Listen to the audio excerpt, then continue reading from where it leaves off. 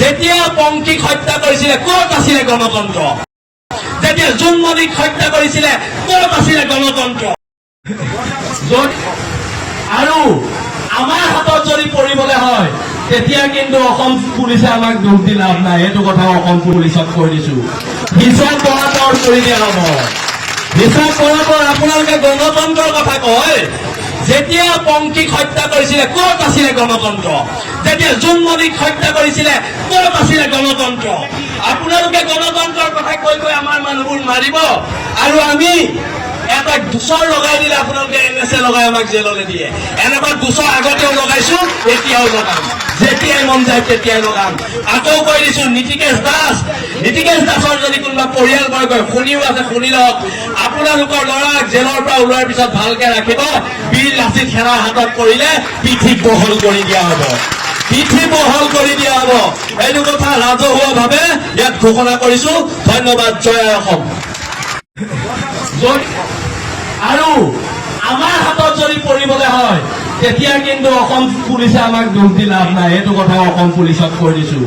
হিচাপ বৰাবৰ কৰি দিয়া হ'ব। হিচাপ বৰাবৰ আপোনালোকে গণতন্ত্ৰৰ কথা কয়। যেতিয়া পংকীক হত্যা কৰিছিলে ক'ত আছিলে গণতন্ত্ৰ? যেতিয়া জোনমণিক হত্যা কৰিছিলে ক'ত আছিলে গণতন্ত্ৰ? আপোনালোকে গণতন্ত্ৰৰ কথা কৈ কৈ আমাৰ মানুহবোৰ মাৰিব আৰু আমি এটা গোচৰ লগাই দিলে আপোনালোকে NSA লগাই আমাক জেললৈ দিয়ে। এনেকুৱা গোচৰ আগতেও লগাইছো, এতিয়াও লগাম। যেতিয়াই মন যায় তেতিয়াই লগাম। আকৌ কৈ দিছো, নীতিকেশ দাসৰ যদি কোনোবা পৰিয়ালবৰ্গই শুনিও আছে শুনি লওক। আপোনালোকৰ ল'ৰাক জেলৰ পৰা ওলোৱাৰ পিছত ভালকে ৰাখিব। বীৰ লাচিত সেনাৰ হাতত পৰিলে পিঠি বহল কৰি দিয়া হ'ব। পিঠি বহল কৰি দিয়া হ'ব। এইটো কথা ৰাজহুৱাভাৱে ইয়াত ঘোষণা কৰিছো। ধন্যবাদ। জয় অসম।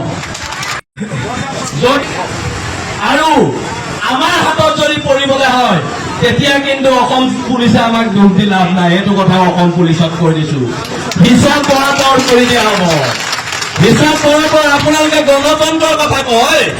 যেতিয়া পংকীক হত্যা কৰিছিলে ক'ত আছিলে গণতন্ত্ৰ? যেতিয়া জোনমণিক হত্যা কৰিছিলে ক'ত আছিলে গণতন্ত্ৰ?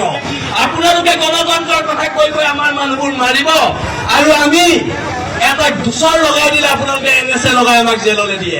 এনেকুৱা গোচৰ আগতেও লগাইছো, এতিয়াও লগাম। যেতিয়াই মন যায় তেতিয়াই লগাম। আকৌ কৈ দিছো, নীতিকেশ দাসৰ যদি কোনোবা পৰিয়ালবৰ্গই শুনিও আছে শুনি লওক। আপোনালোকৰ ল'ৰাক জেলৰ পৰা ওলোৱাৰ পিছত ভালকে ৰাখিব। বীৰ লাচিত সেনাৰ হাতত পৰিলে পিঠি বহল কৰি দিয়া হ'ব। পিঠি বহল কৰি দিয়া হ'ব। এইটো কথা ৰাজহুৱাভাৱে ইয়াত ঘোষণা কৰিছো। ধন্যবাদ। জয় অসম। আৰু আমাৰ হাতত যদি পৰিবলৈ হয় তেতিয়া কিন্তু অসম পুলিচে আমাক দোষ দি লাভ নাই। এইটো কথা অসম পুলিচক কৈ দিছো। হিচাপ বৰাবৰ কৰি দিয়া হ'ব। হিচাপ বৰাবৰ আপোনালোকে গণতন্ত্ৰৰ কথা কয়। যেতিয়া পংকীক হত্যা কৰিছিলে ক'ত আছিলে গণতন্ত্ৰ?